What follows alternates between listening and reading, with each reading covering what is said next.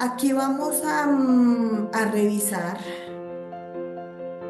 todo el tema de los ingresos no constitutivos de renta ni de ganancia ocasional. Entonces, ¿qué encontramos? Encontramos las participaciones de los dividendos que no incluyen renta y ganancia ocasional, que básicamente, ¿qué es eso? Son esas utilidades que reciben los socios de las compañías en calidad de dividendos o de participaciones que no constituyen renta ni ganancia ocasional. Sin embargo, pues aquí que es importante tener en cuenta la depuración de esa utilidad que nos dé de acuerdo a las normas del artículo o de acuerdo a lo que nos indica el artículo 47 del Estatuto Tributario. Nosotros aquí debemos realizar una depuración teniendo en cuenta este artículo 49. Este artículo nos va a indicar si las utilidades son grabadas o no grabadas. Para hacer este cálculo, pues, ¿qué se tiene que tener en cuenta? Yo debo tener los estados financieros, debo tener la declaración de renta año a año. Esto yo no lo puedo hacer claramente acumulado, no. Este tipo de dividendos o de utilidades para las sociedades que se van a distribuir debemos hacer la depuración, porque si yo, de hecho, cuando yo le entregue al socio o se tome la decisión, que eso se hace ahí mediante asamblea también, de distribuir utilidades a los socios, yo les debo entregar un certificado. Yo, sociedad, les debo entregar un certificado donde indique si son ingresos grabados, si son ingresos no grabados, si hubo retención también de acuerdo a unas normas contables, de acuerdo, perdón, a unas normas fiscales que se le aplica a este tipo de dividendos. Nosotros debemos ser claros con la emisión de ese tipo de documentos, de ese tipo de certificado, y pues va atado a la depuración de este artículo, que eso es más un tema interno, pero pues esto sí se debe hacer. ¿Qué más tenemos? Tenemos la utilidad en venta de acciones, que no constituye renta y ganancia ocasional tampoco. ¿Dónde vemos esto? Esto lo encontramos también por allá en el artículo 36 del Estatuto Tributario, 36 raya 1. Estos ingresos, estas utilidades, perdón, no constituyen renta ni ganancia ocasional, y también las utilidades provenientes de la enajenación de acciones inscritas en una bolsa de valores colombianas, teniendo en cuenta que eso provenga de un mismo titular o beneficiario. En el momento en que se enajenen este tipo de utilidades o de inversiones, no debe superar el 3%, también nos lo señala la norma, para que yo lo pueda manejar como un ingreso no constitutivo de renta ni de ganancia ocasional. Y esto también lo podemos mirar de cara a los instrumentos o a las inversiones que nosotros manejemos. ¿M? Carteras colectivas, esto también aplica.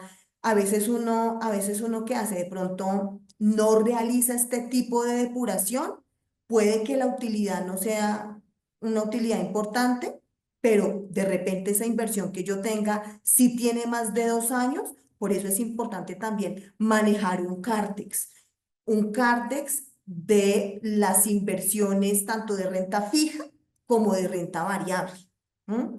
Si yo tengo inversiones y si esas inversiones están inscritas en una bolsa de valores colombianas, yo puedo aplicar este artículo y pues voy a minimizar mi impuesto pues a pagar al final de la operación cuando haga toda esa depuración.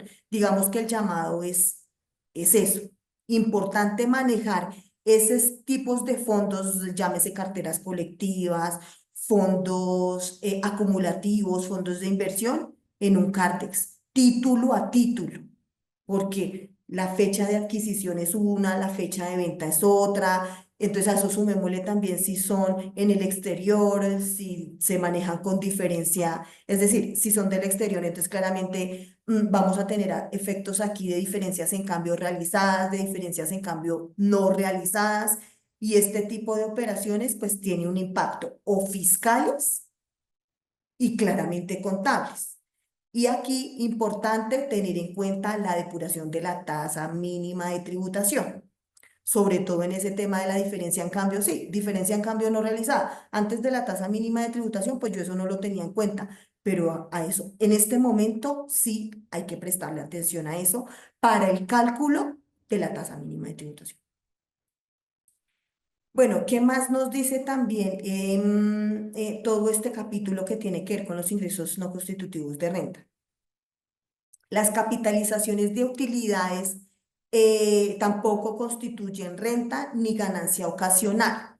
Mediante esta distribución de utilidades, cuando se le realizan a los accionistas, de acuerdo, eso también, el artículo 36 tiene, está dividido en raya 1, lo mencionábamos ahorita, para el caso de las capitalizaciones de las utilidades es el 36 raya 3. Entonces, ¿qué nos dice puntualmente? Esta distribución en acciones o en cuotas, el traslado o el traslado a su cuenta de capital, producto de una capitalización en una cuenta de revalorización del patrimonio, nos dice el artículo que esto es un ingreso no constitutivo de renta ni de ganancia ocasional. ¿Qué más? Revisemos el ingreso o los ingresos no constitutivos de renta ni ganancia ocasional para el caso de las indemnizaciones por seguro de daño.